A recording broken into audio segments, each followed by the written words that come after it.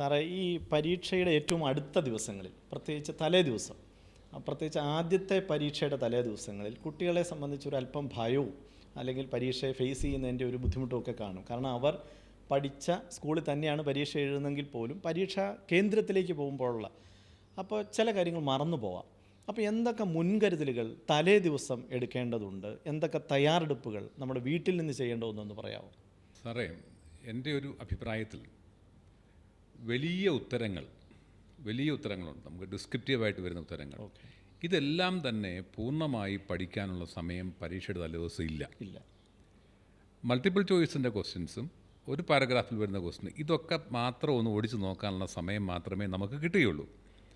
നമ്മുടെ പിള്ളേർക്ക് ടെൻഷൻ ഉണ്ടാകുന്നതിൻ്റെ കാര്യം എന്താണെന്ന് ചോദിച്ചാൽ, വലുതൊന്നും പഠിച്ചിട്ടില്ല, അതൊന്നും തുറന്നു നോക്കാൻ പറ്റിയിട്ടില്ല, ആ പേജിലേക്ക് പോകാൻ പറ്റിയിട്ടില്ല, ആ പാഠം വരെ എത്തിയിട്ടില്ല. ഇതാണ് നമ്മുടെ കുഞ്ഞുങ്ങൾക്ക് ടെൻഷൻ ഉണ്ടാകുന്ന കാര്യം. അവിടെയാണ് മുൻകൂട്ടിയുള്ള ആസൂത്രണം ആവശ്യമായിട്ട് വരുന്നത്. അതുകൊണ്ട് ഈ വലിയ ഉത്തരങ്ങൾ, ഉദാഹരണം പറഞ്ഞ ഒരു എസ്സേ എഴുതാനുണ്ടെന്ന് വിചാരിക്കുക. എസ്സേക്ക് 5 പാരഗ്രാഫ് ഉണ്ടെന്ന് വിചാരിക്കുക. ഈ 5 പാരഗ്രാഫിൽ ഓരോ പാരഗ്രാഫിൽ നിന്നും 2 മെയിൻ പോയിൻറ്റ്സ് വെച്ച് പിള്ളേർ കണ്ടെത്തി നേരത്തെ ആ പാരഗ്രാഫിൻ്റെ സൈഡിൽ എഴുതിയിട്ടേക്കണം. പരീക്ഷയുടെ തലേ ദിവസം ഈ മൊത്തം ആൻസർ അല്ല നോക്കേണ്ടത്, ഈ മെയിൻ പോയിൻറ്റ്സ് മാത്രമേ നോക്കാവുള്ളൂ. അങ്ങനെ വരുമ്പോൾ പഠിച്ചത് മുഴുവനും, ഒരു വർഷം പഠിച്ചത് മുഴുവനും റിവൈസ് ചെയ്യാനുള്ള സമയവും സാവകാശവും അവർക്ക് കിട്ടും. പക്ഷേ നമ്മുടെ കുഞ്ഞുങ്ങൾ അങ്ങനെ ചെയ്യുന്നില്ല. ഇത് മുഴുവനും വായിച്ചു തീർക്കാനുള്ള വ്യഗ്രതയ്ക്കകത്ത് ഇത് തീരാതെ പോകുന്നതാണ് നമ്മുടെ കുഞ്ഞുങ്ങൾക്ക് ടെൻഷൻ കിട്ടുന്നത്. അതുകൊണ്ട് ഷാജി സാർ സൂചിപ്പിച്ച പോലെ സൂത്രപരിപാടികൾ നമ്മൾ വളരെ നേരത്തെ തന്നെ മുൻകൂട്ടി ആസൂത്രണം ചെയ്യണം. ഞാനൊരു ഉദാഹരണം എൻ്റെ ജീവിതത്തിൽ പാലിച്ചത് പറയാം. എന്നെ സംബന്ധിച്ച് ഈ വർഷം ഓർത്തിരിക്കുക, അല്ലെങ്കിൽ പരിഷ്കാരങ്ങൾ ഓർത്തിരിക്കുക, ഇതൊക്കെ എന്നെ സംബന്ധിച്ച്, ഞാൻ ആർട്സ് വിഷയത്തിൽ പഠിച്ച ആളാണ്, ഒരു പ്രയാസമുള്ള കാര്യമാണ്. പക്ഷേ ഇത് പരീക്ഷയ്ക്ക് വരുന്ന കാര്യങ്ങളാണ്. അപ്പം ഞാനിപ്പോഴും മറക്കാത്ത, ഈ 68ാമത്തെ വയസ്സിലും മറക്കാത്ത ഒരു കാര്യം ഞാൻ പറയാം. ഞങ്ങളുടെ പരീക്ഷകളിലൊക്കെ പ്രധാനപ്പെട്ട ചോദ്യമായിരുന്നു, ലോക്കൽ സെൽഫ് ഗവൺമെൻറ് ഇൻട്രൊഡ്യൂസ് ചെയ്തത് ആരാണ് ഇന്ത്യയിൽ എന്ന് പറഞ്ഞാൽ, തദ്ദേശ സ്വയംഭരണ സംവിധാനം ഇന്ത്യയിൽ ആരംഭിച്ചത് ആരാണ്. ഞാൻ പഠിച്ചു വച്ചിരിക്കുന്നത് ലോറിന്നാണ്, ലോക്കൽ സെൽഫ് ഗവൺമെൻറ് ആരംഭിച്ചിരിക്കുന്നത് റിപ്പണാണ്. 68ാമത്തെ വയസ്സിൽ എനിക്ക് അതിന് യാതൊരു മറവിയില്ല.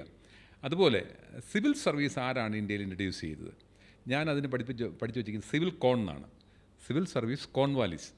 ഞാൻ പറഞ്ഞ ഇത്തരം കാര്യങ്ങൾ പരീക്ഷയുടെ തലേദിവസമല്ല, മുൻകൂട്ടി പഠിച്ച് റെഡിയായി തയ്യാറായി നിന്നാൽ തലേദിവസം എന്ന് പറഞ്ഞ് റെസ്റ്റ് എടുക്കാനുള്ള സമയമായിട്ട് മാറും. നമുക്ക് കാര്യമായിട്ട് പഠിക്കാനൊന്നുമില്ല, നമ്മളതിൻ്റെ സൂത്രകാര്യങ്ങളെല്ലാം പഠിച്ച് റെഡിയാക്കി വെച്ചിരിക്കുകയാണ്. ഇത് എക്സ്പാൻഡ് ചെയ്യുന്ന ഒരു ജോലി മാത്രമേ നമുക്ക് ഉണ്ടാകുകയുള്ളൂ. അങ്ങനെ വന്നു കഴിയുമ്പോൾ ടെൻഷൻ നമുക്ക് കുറയാനുള്ള സാധ്യത വളരെ കൂടുതലാണ്.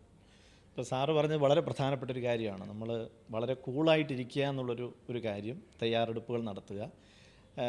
പരീക്ഷയ്ക്ക് മുമ്പ് സർക്കാർ തന്നെ കൂൾ ഓഫ് ടൈം സാറ് തരുന്നുണ്ടല്ലോ.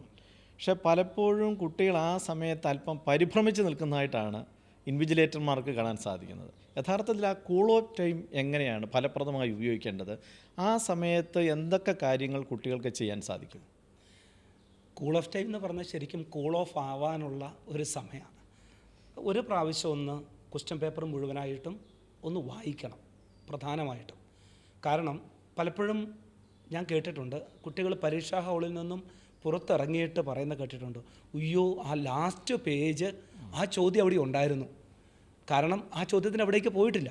അപ്പോൾ ഇതൊക്കെ ഒഴിവാക്കാൻ വേണ്ടിയിട്ടാണ് ശരിക്കും ഈ ഒരു കൂൾ ഓഫ് ടൈം തരുന്നത്. ഒന്ന്, നമുക്ക് ക്വസ്റ്റ്യൻ പേപ്പർ മുഴുവൻ ഒന്ന് വായിച്ചു നോക്കുക. 2, ഒരുപക്ഷെ നമുക്ക് കിട്ടിയിരിക്കുന്ന ചോദ്യപേപ്പറിലെ എല്ലാത്തിൻ്റെയും ഉത്തരങ്ങൾ അറിയണമെന്ന് ഇല്ല. കാരണം ഇൻറ്റേർണൽ ചോയ്സുകളുണ്ട്. ഒരു 5 ചോദ്യം തന്നിട്ട് 4 എണ്ണം ഞാൻ എഴുതിയാൽ മതി. എനിക്കറിയത്തില്ലാത്ത 5ാമത്തേതിനെ കുറിച്ച് ചിന്തിച്ച് സ്ട്രെസ് ആവേണ്ട ഒരു കാര്യവുമില്ല. കാരണം എനിക്ക് 4 എണ്ണം അവിടെ കിടപ്പുണ്ട്. അപ്പോൾ ഒന്ന്, ഈ തന്നിരിക്കുന്നതിൻ്റെ അകത്ത് എന്തൊക്കെയാണ് എനിക്കറിയാവുന്നത്, ഏറ്റവും നന്നായിട്ട് ഒന്ന് നമ്മളൊന്ന് ഗ്രേഡ് ചെയ്യുന്നത് നല്ലതാണ്. എനിക്ക് ഏറ്റവും നന്നായിട്ട് അറിയാവുന്ന കുറേ എണ്ണമുണ്ട്. 2ാമത്തേത് കുറേ പാർഷ്യലി അറിയാവുന്ന കുറേ കാര്യങ്ങളുണ്ട്. 3ാമത്തേത് ഞാൻ അധികമൊന്നും അങ്ങോട്ട് കോൺസെൻട്രേറ്റ് ചെയ്തിട്ടില്ല, പക്ഷേ ക്ലാസ്സിൽ പഠിപ്പിച്ചപ്പോൾ എന്തൊക്കെയോ ഓർമ്മയിൽ കിടപ്പുണ്ട്. ലാസ്റ്റ് എനിക്കറിയത്തില്ലാത്ത സാധനമുണ്ട്. ആദ്യം ചെയ്യേണ്ടത് ഈ അറിയത്തില്ലാത്ത സാധനത്തെ അവിടെ അങ്ങ് ഡംപ് ചെയ്തേക്കുക.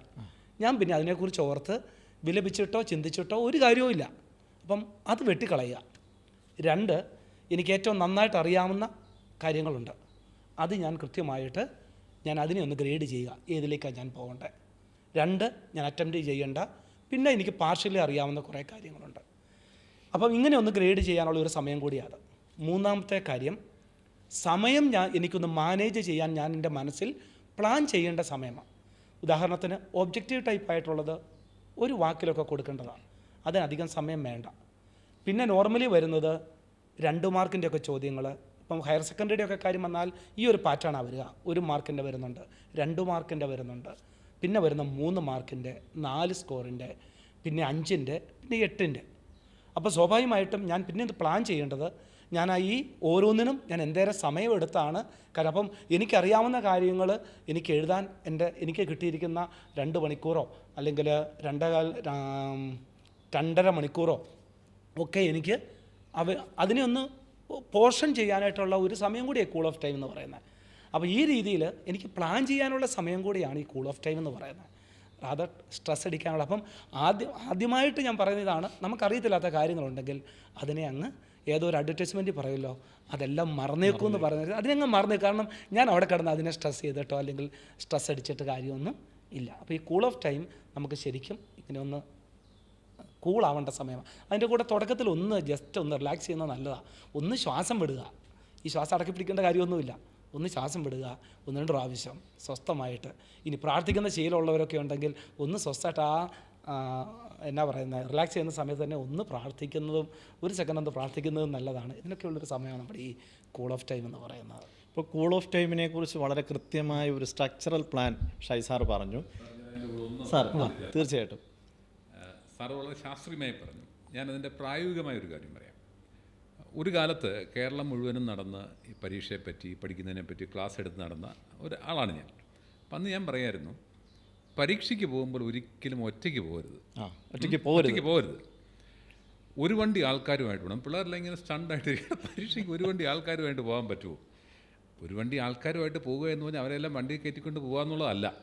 വല്യപ്പൻ, വല്യമ്മ, അപ്പൻ്റെ ചേട്ടൻ, അപ്പൻ്റെ അനിയൻ്റെ ഭാര്യ, കൂട്ടുകാരൻ്റെ അമ്മ, അടുത്ത വീട്ടിലെ ചേച്ചി, ഇവരോടെല്ലാം പറയണം ഞാൻ പരീക്ഷയ്ക്ക് പോവുകയാണെന്ന് പറഞ്ഞിട്ട് മാനസികമായി അവരെ എല്ലാം കൂട്ടിക്കൊണ്ട് വേണം നമ്മൾ പരീക്ഷാ ഹാളിലേക്ക് പോകാൻ. പരീക്ഷാ ഹാളിൽ ഇരിക്കുമ്പോൾ നമ്മുടെ ബലം എന്തായി? ഇറങ്ങാൻ നേരത്തെ അമ്മ പറഞ്ഞിട്ടുണ്ട്, മോനെ അത്രയും സമയം ഞാൻ പ്രാർത്ഥിക്കുകയായിരിക്കും കേട്ടോ. ആ ഒരു ബലമൊക്കെ നമുക്ക് നൽകുന്ന കോൺഫിഡൻസ് എന്ന് പറയുന്നത് അസാധാരണമാണ്. ഈ സാറ് പറഞ്ഞ ശാസ്ത്രീയ വശങ്ങളുടെ കൂടെ ഈ പ്രായോഗിക വശങ്ങൾ കൂടെ കൂട്ടിച്ചേർത്ത് വെച്ചാൽ പിന്നെ നമ്മളൊന്നും ഭയക്കേണ്ടതില്ല. കാരണം നമുക്ക് വേണ്ടി പ്രാർത്ഥിക്കാൻ, നമ്മളെ ഓർക്കാൻ എല്ലാ ആൾക്കാർ റെഡിയാണ്. അല്ല, വീട്ടിൽ ആൾക്കാർ TV കാണുക എല്ലാ സമയത്ത്, അവരെല്ലാം പ്രാർത്ഥനയും. ഞാനിപ്പോഴും ഓർക്കുന്നു ഒരു അമ്മ എന്നോട് പറഞ്ഞത്, എൻ്റെ മക്കളുടെ പരീക്ഷയുടെ ബെല്ലടിക്കാൻ തുടങ്ങുമ്പോൾ ഞാൻ വേദപുസ്തകം കയ്യിലെടുക്കും. എൻ്റെ കുഞ്ഞുങ്ങളുടെ പരീക്ഷ തീരുന്ന സമയത്ത് മാത്രമേ ഞാൻ വേദപുസ്തകം താഴെ വയ്ക്കുകയുള്ളൂ. ഞാൻ ഒരു വെള്ളം പോലും കുടിക്കില്ല. മുഴുവൻ സമയവും അവർ വേദപുസ്തകം. 1-ാം ക്ലാസ് ഒരു കത്തോലിക്ക കുടുംബത്തിൽപ്പെട്ട ഒരു അമ്മയാണ് എന്നോട് പറഞ്ഞത്.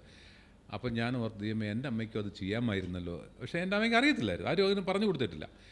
ഞാൻ പറയുന്നത് ഇത്തരം കാര്യങ്ങൾ നമ്മുടെ കുഞ്ഞുങ്ങളുടെ മാനസിക ബലം, മാനസിക കരുത്ത് കൂട്ടുകയും. സാറ് പറഞ്ഞു വരുന്നത് പേരൻസ് ശ്രദ്ധിക്കേണ്ട ഒരു കാര്യം കൂടിയാണ്. കുഞ്ഞ് വീടിരിക്കുകയാണ്, പക്ഷേ പേരൻസ് വീട്ടിലിരുന്ന് എൻ്റെ അമ്മ ഈ സമയം എല്ലാം എനിക്ക് വേണ്ടി പ്രാർത്ഥിക്കുകയാണ്, ഞാൻ ഈ പറഞ്ഞ് ഏൽപ്പിച്ച ആൾക്കാരെല്ലാം അവരുടെ പ്രാർത്ഥന ഓർക്കുന്നുണ്ടെന്ന് പറയുന്നത് നമ്മുടെ ഈ കൂൾ ഓഫ് ടൈമിലെ കോൺഫിഡൻസ് അത് വർദ്ധിപ്പിക്കാൻ സഹായകരമാകും. ഇതാണ് പ്രാക്ടിക്കലായിട്ട് സാറ് പറഞ്ഞതിൻ്റെ കൂടെ എനിക്ക് ചേർക്കാനുള്ളത്.